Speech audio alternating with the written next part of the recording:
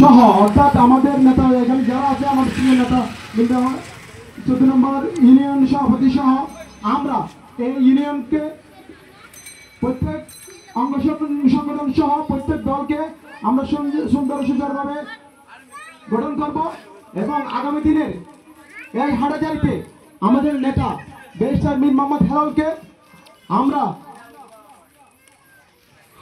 হাটাজারিবাসী এই যারা হেলাল মার্কা দিয়ে আগামী দিনে সংসদে পতিত করব।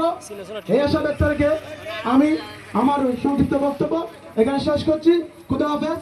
বাংলাদেশ জিন্দাবাদ, বাংলাদেশ জাতীয়তাবাদী যুব দল জিন্দাবাদ, খালেদা জিয়া জিন্দাবাদ, তারেক রহমান জিন্দাবাদ, শহীদ জিয়া অমর হোক, হেলাল ভাই জিন্দাবাদ। সবাইকে ধন্যবাদ। আসসালামু আলাইকুম। ধন্যবাদ খায়রুল ইসলাম ভাই।